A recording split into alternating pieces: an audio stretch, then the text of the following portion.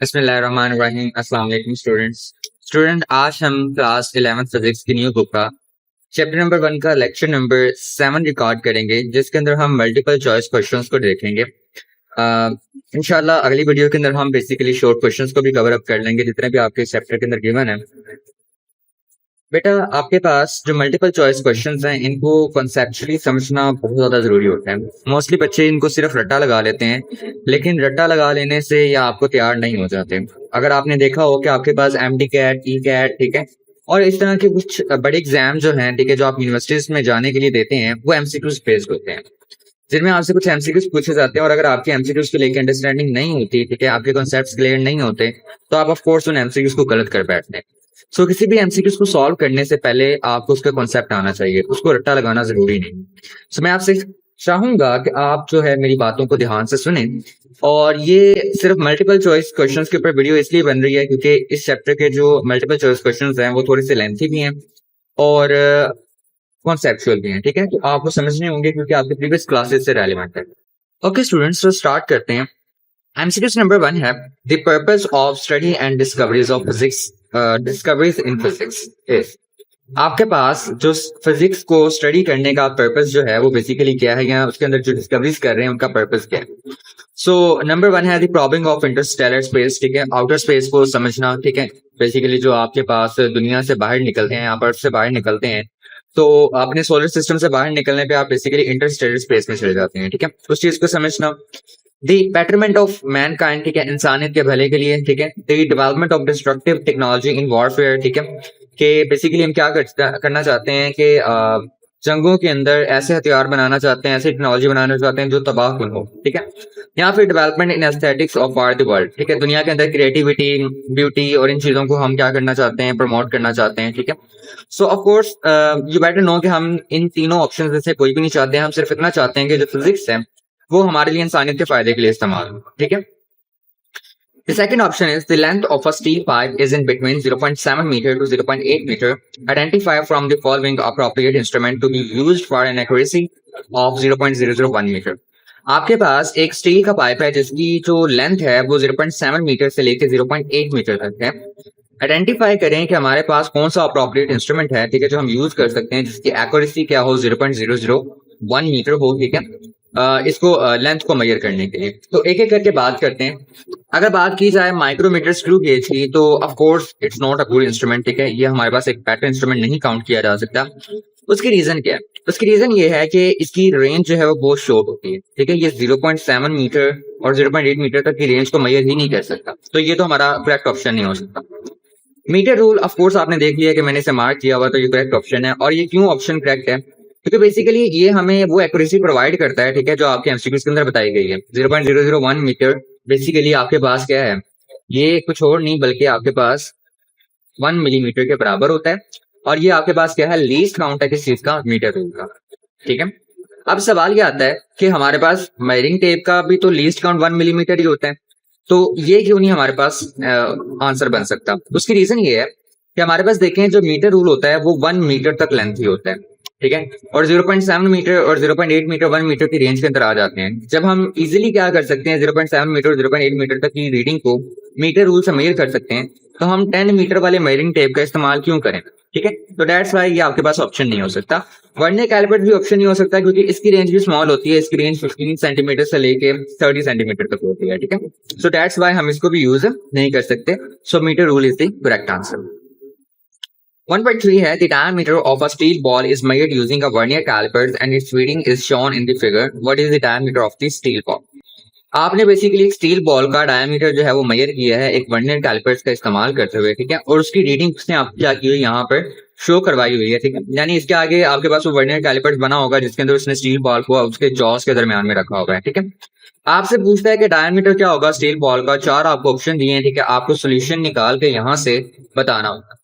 अच्छा, मैं आपको याद दहानी करवा दूं कि आपने बेसिकली लैब के एक्सपेरिमेंट्स के अंदर भी देखा होगा कि वर्नियर कैलिपर जो है वो किस तरह से काम करता है, ठीक है। और आपने इसके अलावा 9th क्लास में भी पढ़ा है कि हम वर्नियर कैलिपर से रीडिंग किस तरह से लेते हैं। तो हमारे पास यहाँ पे 2 तरह के स्केल है बच्चों, एक आपके पास मेन स्केल है और दूसरा आपके पास क्या है, वर्नियर स्केल है। जो मेन स्केल है उसकी रीडिंग आप इजीली काउंट कर लेते हैं, ठीक है। आपने देखना होता है वर्नियर स्केल का जो 0 है वो बेसिकली कहाँ पर आ रहा है, ठीक है। और उसके बाद आपने वर्नियर स्केल की रीडिंग निकालनी होती है। सो अगर मैं मेन स्केल की बात करूं तो 1.1, 1.2, 1.3, ठीक है। अब ये 1.4 पे टच नहीं कर रहा, उससे पीछे ही है, तो मैं रीडिंग जो है वो 1.3 क्या करूंगा, कंसिडर करूंगा, ठीक है। अगर वर्नियर स्केल की बात की जाए तो इसकी रीडिंग कैसे लेते हैं? इसकी रीडिंग हम इस तरह से लेते हैं कि हम देखते हैं कि वर्नियर स्केल की कौन सी लाइन जो है वो मेन स्केल की लाइन के साथ कोइंसाइड कर रही है। तो अगर मैं यहाँ से गौर से देखूं तो मेरे पास ये जो लास्ट पे सेकंड लास्ट लाइन आ रही है, लाइन नंबर 9, ये एग्जैक्टली कोइंसाइड कर रही है मेन स्केल के साथ, ठीक है। सो मेरे पास मेन स्केल की रीडिंग 1.3 सेंटीमीटर आ गई है, ठीक है। और हमारे पास वर्नियर स्केल की रीडिंग क्या आ गई है, 9 आ गई है। आइए इसको सॉल्व करें। स्टूडेंट्स, हमारे पास मेन स्केल की जो रीडिंग है, ठीक है, वो हमारे पास है 1.3 सेंटीमीटर। और जो हमारे पास बेसिकली वर्नियर स्केल की रीडिंग आई है वो हमारे पास कितनी आई है, 9 डिवीजन, ठीक है। सो रीडिंग कैसे निकाली जाती थी? डायमीटर निकालने के लिए हमें क्या करना पड़ेगा?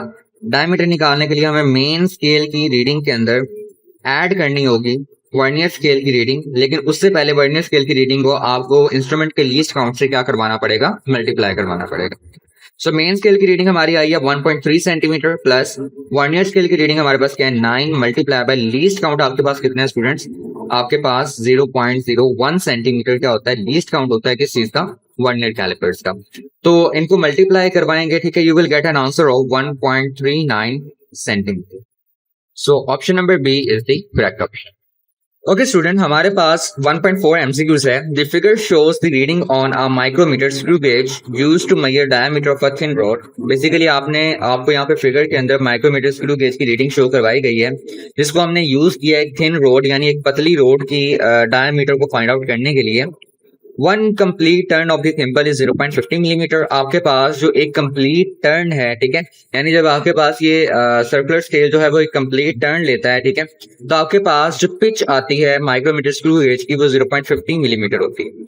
And there are 50 lines on the circular scale. आपके पास सर्कुलर स्केल पे कितनी लाइंस है, 50 लाइंस है। So the diameter of the rod is, आपको बताना है कि आपके पास रॉड का डायमीटर क्या हो। सो बेसिकली यहाँ पर हम यहाँ पे रीडिंग कैसे लेंगे कि आपके पास अगर ये हम कह लें कि मेन स्केल है तो इसकी रीडिंग कैसे आएगी? आपके पास हमने अभी बोला है कि पिच कितनी है, 0.50 है, यानी ये जो छोटा सा डिवीजन है आपके पास ये कितने का होगा, 0.50 का होगा, ठीक है। 0.50, 1, 1.5, 2, 2.5, 3 और ये आपके पास लाइन यहाँ पे भी आ रही है यानी 3.5। सो आपके पास मेन स्केल की रीडिंग कितनी आ गई, 3.5 मिलीमीटर आ गई। और अगर आपको फाइंड आउट करनी है कि आपके पास सर्कुलर स्केल की रीडिंग क्या है, तो आप देखते हो कि आपके पास जो बेसिकली इंडेक्स लाइन है, ठीक है, वो आपके पास सर्कुलर स्केल की कौन सी लाइन के साथ कंसाइड कर रही है। तो मेरे पास इस लाइन के साथ क्या कर रही है, ये कंसाइड कर रही है। सो 15 के बाद आपके पास 16 आता है एंड देन आपके पास क्या आता है, 17 आता है। सो सर्कुलर स्केल की हमारे पास रीडिंग क्या आ गई है, 17, और मेन स्केल की रीडिंग क्या आ गई है, 3.5 मिलीमीटर। आए हम डायमीटर फाइंड आउट करते हैं। सो 1.4 MCQs है जिसमें हमारे पास पिच जो दी गई है, ठीक है, वो हमारे पास कितनी है, वो हमारे पास है 0.50 मिलीमीटर, ठीक है। सो फर्स्ट ऑफ ऑल हमें क्या करना पड़ेगा, हमें लीस्ट काउंट फाइंड आउट करना पड़ेगा इस माइक्रोमीटर स्क्रू गेज का, ठीक है। हमारे पास सर्कुलर स्केल के जो टर्न्स हैं वो कितने हैं या कितनी लाइंस हैं, वो हमारे पास 50 लाइंस हैं, ठीक है। सो हमारे पास बेसिकली यहाँ पर आ जाएगा least count is equal to pitch divided by number of divisions, ठीक है, number of division on circular scale, ठीक है। सो पिच हमारी 0.50 है, ठीक है। सो इसको डिवाइड करते हैं आप किसके साथ, अपने सर्कुलर स्केल के डिविजन्स के साथ, you will get a least count of 0.01 millimetre, ठीक है। जो कि भी मिलीमीटर में था तो हमारे पास लीस्ट काउंट भी किसमें आ रहा है, मिलीमीटर में आ रहा है। ओके स्टूडेंट्स, अब आपके पास मेन स्केल की जो रीडिंग आई थी आपके पास, ठीक है, वो क्या आई थी, वो आई थी 3.5 मिलीमीटर, ठीक है। और जो आपके पास सर्कुलर स्केल की रीडिंग आई थी वो आपके पास कितनी आई थी, 17। सो इसकी रीडिंग निकालने का भी तरीका सेम है कि आप मेन स्केल की रीडिंग के अंदर क्या करेंगे, ऐड कर देंगे अपने सर्कुलर स्केल की रीडिंग को और उसको मल्टीप्लाई करवा देंगे इंस्ट्रूमेंट के लीस्ट काउंट के साथ, ठीक है। सो मेन स्केल की रीडिंग क्या आई है, 3.5, ठीक है, प्लस कर देंगे आप किसके साथ, सर्कुलर स्केल की रीडिंग जो आपके पास 17 है उसको मल्टीप्लाई करवा देंगे किसके साथ, आप लीस्ट काउंट के साथ, विच इज 0.01 मिलीमीटर। इन सबको इनको मल्टीप्लाई करें और इसके अंदर ऐड करें, you will get an answer of 3.67 millimetre. So student, MCQs number A is our correct answer, ठीक है। 3.67 मिलीमीटर हमारा क्या होगा यहाँ पे, करेक्ट आंसर होगा। 1.5 है, the number of significant figures of a measurement are defined as. आपके पास किसी भी मेजरमेंट के अंदर जो सिग्निफिकेंट फिगर्स हैं, ठीक है, उनको आप किस तरह से डिफाइन करेंगे। So they reflect the accuracy of the observation in the measurement. ठीक है, of course it's the correct statement कि हमारे पास बेसिकली जो आपके पास significant figures होते हैं वो accuracy बताते हैं, ठीक है, कि आपके पास measurement की accuracy कितनी है. Now option number B आपके पास क्या है, they are figures which are reasonably reliable. ठीक है, बिल्कुल सही है, ये आपके पास ऐसे figures होते हैं जो reliable होते हैं, यकीन करने के काबिल होते हैं, ठीक है. And they are accurately noun digits and the first doubtful digit of the measurement. Of course ये definition itself है, ठीक है, कि आपके पास जितने भी accurately noun digit हैं और जो first doubtful digit है, ठीक है, उसको बेसिकली हम क्या कहते हैं, significant figure कहते हैं, ठीक है. So हम यहाँ पे ऑप्शन नंबर डी को चूज करेंगे, all of the above, क्योंकि तीनों की तीनों स्टेटमेंट जो है बिल्कुल true. The number of significant figures in the measured mass 2500.0 gram 0 kilogram. ठीक है, अब आपके पास इसमें सिग्निफिकेंट फिगर्स कितने हैं, तो फोर्स हमने कहा हुआ है कि डेसिमल के बाद आने वाला जीरो भी क्या होता है, इंपॉर्टेंट होता है, ठीक है. तो हमारे पास यहाँ पे जो बेसिकली सिग्निफिकेंट फिगर्स आएंगे वो कितने होंगे, 1 2 3 4 एंड 5. तो आपके पास टोटल 5 जो है वो क्या है यहाँ पे सिग्निफिकेंट फिगर्स हैं, ठीक है. 1.7 है, the sum 12 kilogram plus 2.202 kilogram plus 5.1 kilogram according to appropriate precision. आपने क्या करना है, सम करना है, ठीक है, और आंसर बताना है अप्रोप्रिएट प्रिसीजन के अकॉर्डिंग. अच्छा, आपने सिग्निफिकेंट फिगर्स के टॉपिक में पढ़ा होगा कि अगर हम कुछ नंबर्स को आपस में ऐड करते हैं, ठीक है, तो ऐड करते वक्त जो फाइनल आंसर आता है, ठीक है, उसके अंदर कितने सिग्निफिकेंट फिगर्स होंगे. ये बात डिपेंड करती है कि आपके पास जो आपके फैक्टर्स दिए गए हैं, ठीक है, उनमें लीस्ट डेसिमल प्लेसेस किसके पास, ठीक है, यानी इशारिया के बाद किसके पास कितने नंबर आते हैं. तो अगर मैं इस पॉइंट की बात करूं, इस नंबर की बात करूं, तो इसका इशारिया लास्ट पर है, तो इसके कितने नंबर आएंगे डेसिमल के बाद, ऑफ कोर्स जीरो, कोई भी नंबर नहीं आ रहा डेसिमल के बाद. इसमें देखिए तो डेसिमल पॉइंट के बाद कितने नंबर हैं, 2 नंबर हैं, और इसमें कितने नंबर हैं, 1 नंबर है.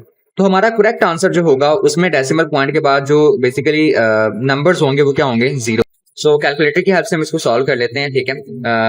12 प्लस, ऑफ कोर्स आपको ये नजर आ रहा होगा, ठीक है, आई होप सो, 2.02 प्लस 5.1, हमारे पास जो आंसर आ रहा है वो 19.12 आ रहा है, ठीक है. सो डेसिमल के बाद हमें 0 डिजिट्स रखने हैं, ठीक है, यानी डेसिमल के बाद कोई नंबर नहीं आना चाहिए. तो 1 2 को इग्नोर कर देंगे तो हमारा आंसर क्या आएगा, 19 किलोग्राम आएगा, ठीक है. It's the correct answer. 1.8 है, the number two appropriate precision for the subtraction. ठीक है, सब्ट्रैक्शन के लिए भी क्या होगा, सेम केस होगा. जो एडिशन के लिए आपने रूल इस्तेमाल किया वही आप इसके लिए करेंगे, सब्ट्रैक्शन के लिए करेंगे, ठीक है. आपके पास डेसिमल प्लेसेस को आप नोट करेंगे, ठीक है. सो देखें, इशारिया के बाद इस नंबर के डेसिमल प्लेसेस कितने हैं, 3 है, और अगर इसकी बात की जाए तो इसके आपके पास कितने हैं, 5 हैं. तो हमारा जो आंसर आएगा उसमें भी इशारिया के बाद कितने डेसिमल प्लेसेस होने चाहिए, सिर्फ 3 होने चाहिए, ठीक है. सो कैलकुलेट कर लेते हैं इसको. You will get answer of 0.15332. ठीक है. सो इशारिया के बाद हमें कितने डेसिमल प्लेसेस रखने हैं, ठीक है. इशारिया के बाद हमें सिर्फ 3 डेसिमल प्लेसेस रखने हैं, ठीक है, यानी 1 5 और 3 रखना है. ये जो 32 आ रहा है इसको हम क्या कर देंगे, इग्नोर कर देंगे, ठीक है. सो हमारा जो करेक्ट आंसर होगा वो क्या होगा, 0.153, यानी आपका बी ऑप्शन जो है वो करेक्ट होगा. उसके बाद नेक्स्ट चलें तो the answer of the product जो आपको दिया गया है to the appropriate number of significant figures. ठीक है, अब पहले एडिशन और सब्ट्रैक्शन था, अब क्या आ रहा है, मल्टीप्लिकेशन आ रहा है, ठीक है.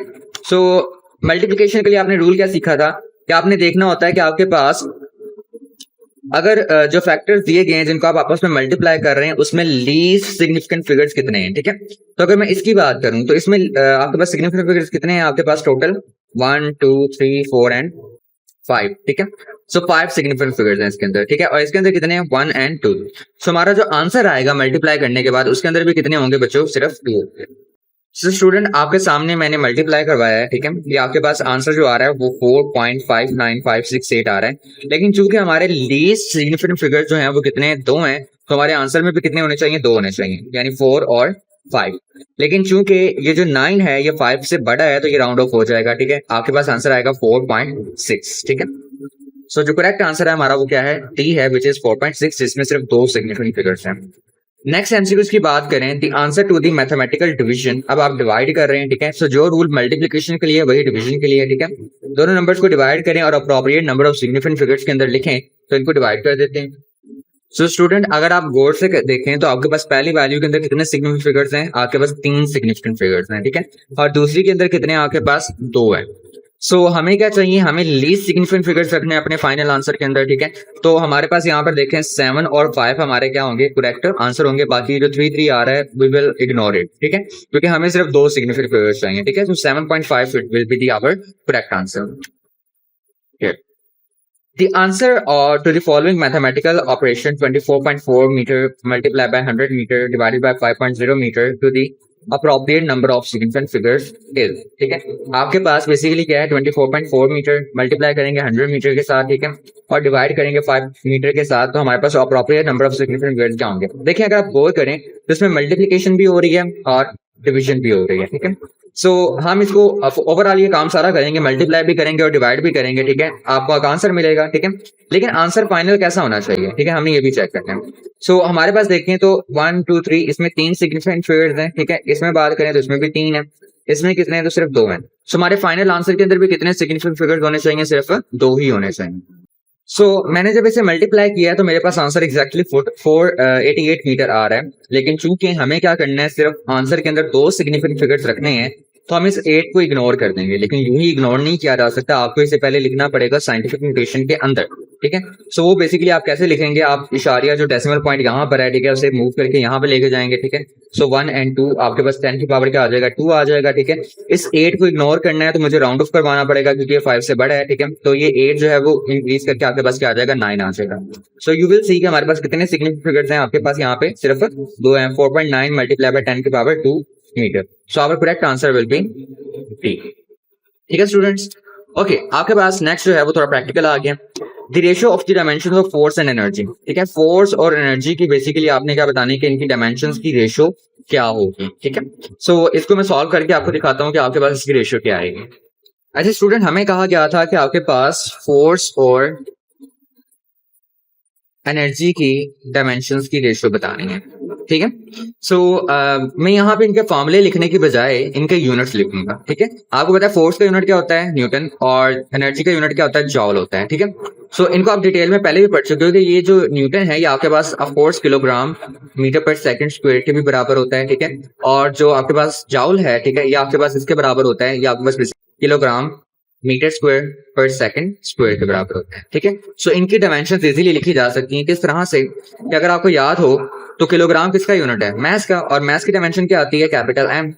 मीटर किसका यूनिट है, लेंथ का, और लेंथ की डायमेंशन क्या होती है, कैपिटल एल। और सेकंड किसका यूनिट है आपके पास, टाइम का, और टाइम की डायमेंशन क्या होती है, कैपिटल टी। सो आपके पास ये आ जाएगा, ठीक है। इसी तरीके से आपके पास क्या आ जाएगा, मीटर, ठीक है, और L square T minus 2।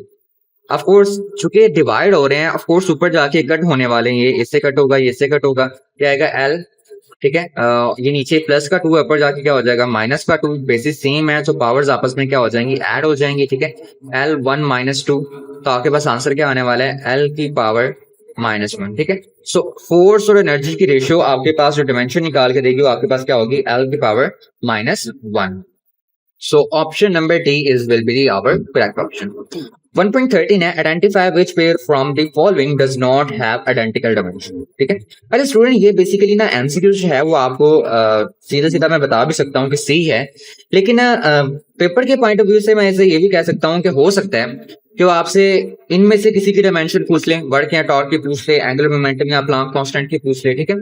So basically मैं आपको क्या करूंगा, इन्हें सॉल्व करके दिखाऊंगा, इन्हें क्या करके दिखाऊंगा, सॉल्व करके दिखाऊंगा, ताकि आपके लिए क्या हो, इजी हो, ठीक है।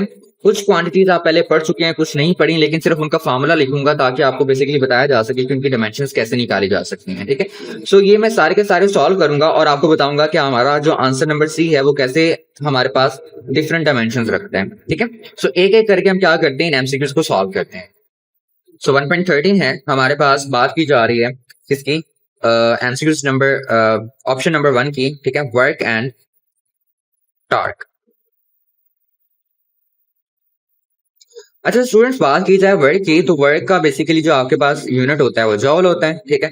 और टॉर्क का यूनिट जो होता है वो आपके पास बेसिकली न्यूटन मीटर, ठीक है। या अगर मैं दोनों के फार्मूलाज की बात करूं तो वर्क का जो फार्मूला होता है वो आपके पास F.D होता है, ठीक है। जबकि टॉर्क का जो फार्मूला होता है वो भी आपके पास बिल्कुल सेम कुछ इसी तरह के होता है, ठीक है। वो आपके पास क्या होता है, R क्रॉस F होता है, यानी दोनों का यूनिट आपके पास, इसका यूनिट भी न्यूटन मीटर है, ठीक है, इसका यूनिट भी आपके पास क्या आ रहा है, न्यूटन मीटर आ रहा है, ठीक है। वो अलग बात है कि हम वर्क की यूनिट को जॉल भी लिखते हैं, ठीक है, क्योंकि जॉल के इक्विवेलेंट होता है।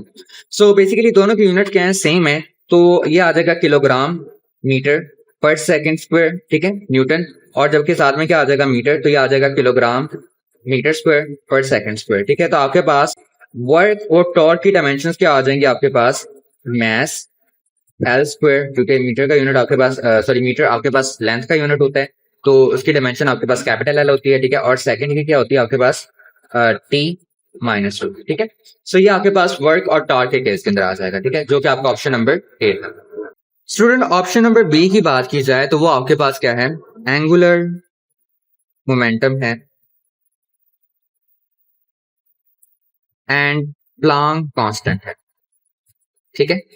अच्छा स्टूडेंट, आपके पास एंगुलर मोमेंटम आप आगे जाके पढ़ेंगे, ठीक है, in the chapter number 3, which is basically आपके पास बराबर होता है आर क्रॉस पी के, ठीक है। सो अगर मैं बात करूं यहाँ पर आर की, तो इसका यूनिट ऑफ कोर्स एक तरह का रेडियस है, तो इसका यूनिट आपके पास क्या आएगा, मीटर आएगा, ठीक है। जबकि जो मोमेंटम है, ठीक है, उसका यूनिट बेसिकली आपके पास क्या होता था, किलोग्राम मीटर पर सेकंड होता है, ठीक है। तो ये आपके पास आ जाएगा किलोग्राम मीटर स्क्वायर पर सेकंड। सो लेटर ऑन आप of course I think class number 12th में जाके इस चीज को पढ़ेंगे, ठीक है, कि प्लांक कांस्टेंट जो है वो बेसिकली हमारे पास बराबर होता है, ठीक है। यहाँ ये पढ़ेंगे डी ब्रॉगली हाइपोथेसिस बराबर होता है h/p के, ठीक है। सो बेसिकली हमारे पास ये आप जानते हो लैम्डा है, ठीक है, जो कि वेवलेंथ होती है, ठीक है। और ये h जो है इसे हम बोलते हैं प्लांक कांस्टेंट, ठीक है। और p आपके पास बेसिकली आपका मोमेंटम है, लीनियर मोमेंटम। ये इधर डिवाइड हो रहा है, ठीक है, उधर जाके मल्टीप्लाई होगा, तो h will be is equal to p into lambda. अब देखिए मोमेंटम और लैम्डा, ठीक है, मोमेंटम का यूनिट क्या है, किलोग्राम मीटर स्क्वायर पर सेकंड, ठीक है। और आपके पास लैम्डा एक वेवलेंथ है, ठीक है, और इसका यूनिट आपके पास क्या आता है, ऑफ कोर्स इसका यूनिट भी हमारे पास क्या होता है, मीटर होता है, ठीक है। सो ये भी आपके पास आ जाएगा किलोग्राम, ये सेकंड स्क्वायर नहीं है, किलोग्राम मीटर स्क्वायर पर सेकंड, ठीक है। तो देखिए दोनों के यूनिट्स क्या है, सेम है। अगर दोनों के यूनिट सेम है, इट्स मीन दोनों की डायमेंशंस भी क्या होंगी आपके पास, सेम होंगी। वो कैसे लिखेंगे, किलोग्राम के लिए आप कैपिटल एम, ठीक है, मीटर के लिए कैपिटल एल और उसका स्क्वायर, ठीक है। और सेकंड के लिए आप क्या लगा देंगे स्टूडेंट्स, टी माइनस, क्लियर है, ठीक है। सो आपके पास एंगुलर मोमेंटम और प्लांक कांस्टेंट भी क्या रखते हैं, सेम डायमेंशन रखते हैं। स्टूडेंट ऑप्शन नंबर सी की बात की जाए तो इसमें हमारे पास दो क्वांटिटीज हैं, दोनों को मैं अलग-अलग सॉल्व करूंगा क्योंकि यही आपका करेक्ट आंसर है, ठीक है, क्योंकि दोनों सेम डायमेंशन नहीं रखते, ठीक है। मूवमेंट ऑफ इनर्शिया, ये आप चैप्टर नंबर 3 में जाके पढ़ेंगे, ठीक है। ये आपके पास बराबर होता है I is equal to M R square के, ठीक है। किसके बराबर होता है, I is equal to M R square के। मैस आपको पता है कि किसके बराबर होता है, किलोग्राम का यूनिट होता है, ठीक है, मैस का यूनिट किलोग्राम होता है, ठीक है। और आर रेडियस है, ठीक है, और रेडियस का यूनिट भी क्या होता है, मीटर होता है, तो आपके पास क्या आ जाएगा, मीटर स्क्वायर। तो इसकी डिमेंशंस क्या आएंगे आपके पास, किलोग्राम के लिए कैपिटल एम, ठीक है, और मीटर के लिए आप क्या करेंगे, एल का स्क्वायर इस्तेमाल करेंगे, ठीक है। और दूसरी तरफ आपके पास क्या आता है, मूवमेंट ऑफ फोर्स, ठीक है, मूवमेंट ऑफ फोर्स।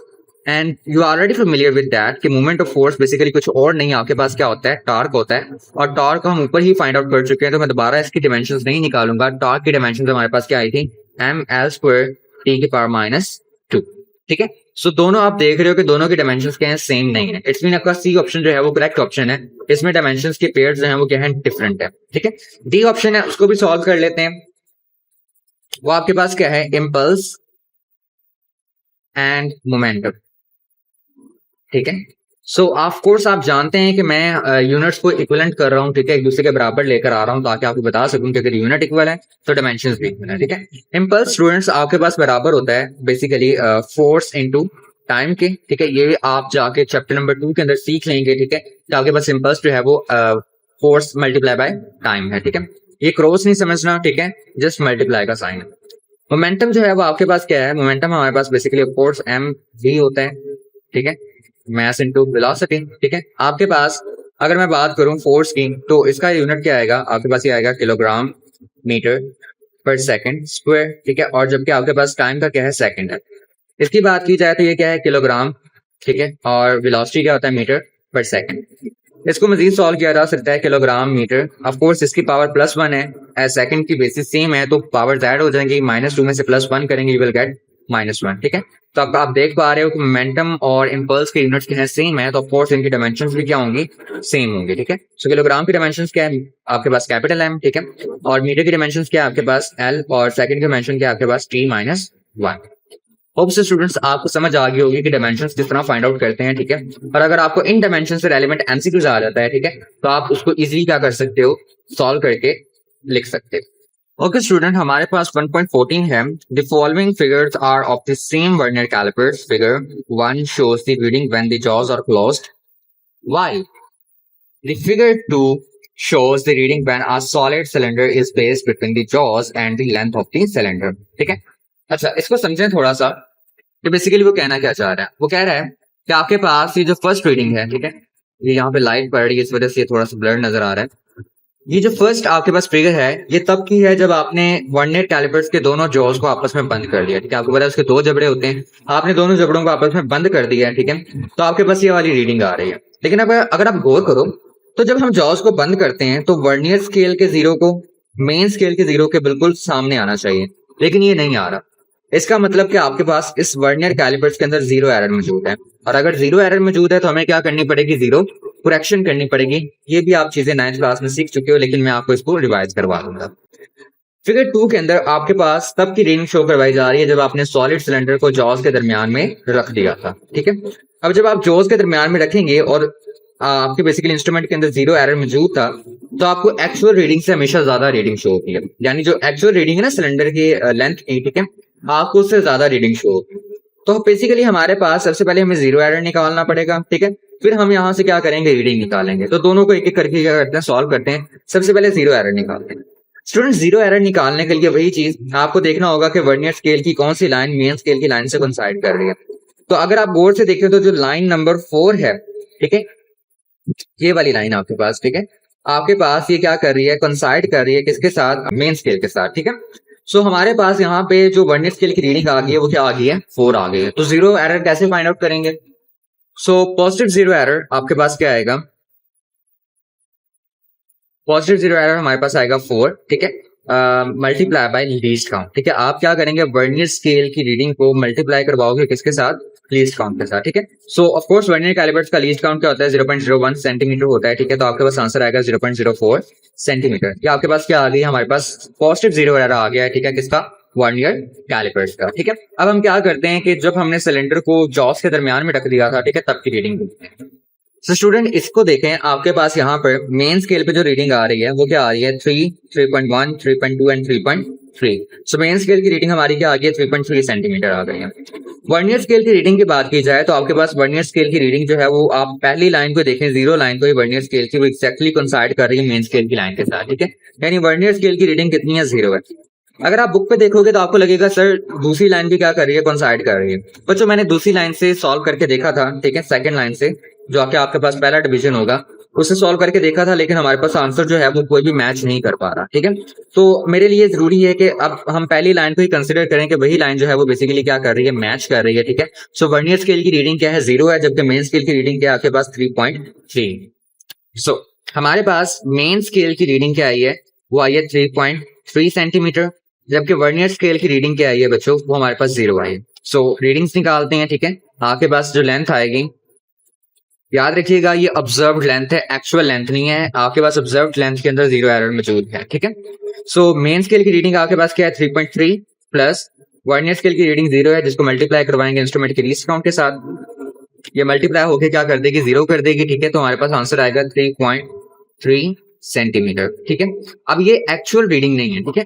एक्चुअल के लिए आपको क्या करना पड़ेगा, 0 एरर को इसमें से माइनस करना पड़ेगा, ठीक है।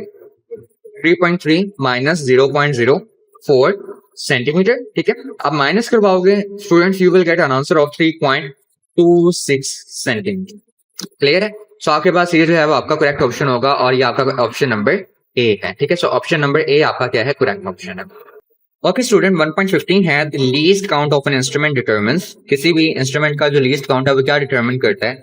Number 1 the precision of a measurement, ठीक है, and number 2 the accuracy of a measurement, number C fraction uncertainty of a measurement and percentage uncertainty of a measurement, ठीक है। सो मैं आपकी बुक से इसको बताना चाहूंगा।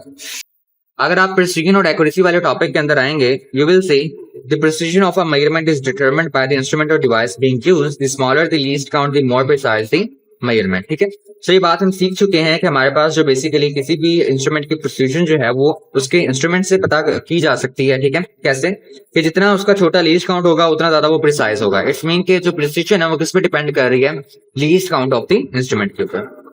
सो option number A is the correct option. ठीक है, प्रिसीजन ऑफ अ मेजरमेंट। ठीक है, 1.16 है a measurement tape measuring tape has been graduated with a minimum scale division 0.2 centimeter. The allowed reading using this tape may be। अच्छा, आपसे कहता है कि आपके पास जो बेसिकली मेजरिंग टेप है, ठीक है, उसको हमने ग्रेजुएट किया हुआ है। ठीक है, उसका जो मिनिमम स्केल डिवीजन है वो कितना है, 0.2 सेंटीमीटर। ठीक है, यानी 0.1 सेंटीमीटर नहीं है बल्कि कितना है, 0.2 सेंटीमीटर है। आप बताएं कि उसकी अलाउड रीडिंग क्या होगी। ठीक है, यहाँ जो रीडिंग वो लेगा वो क्या होगी। तो आपके पास यहाँ पे 4 रीडिंग दी गई है। मैं आपको एक क्लू दे देता हूँ, आप देखें कि आपका लास्ट डिजिट जो है वो इवन है कि ओड है।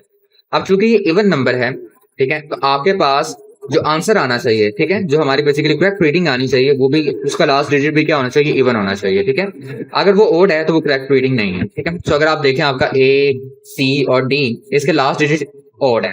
ठीक है, जबकि सिर्फ बी में क्या है, इवन है, तो डी ऑफ कोर्स आपका क्या होगा, करेक्ट आंसर होगा। ठीक है, आज के लिए इतने स्टूडेंट्स, होप सो कि आपको ये सारे के सारे एमसीक्यूज जो हैं वो समझ आ गए होंगे। ठीक है, और आप लोगों ने समझ के ही इनको याद करना है ताकि आप पेपर के अंदर आने वाले एमसीक्यूज को अच्छे से सॉल्व कर पाएंगे।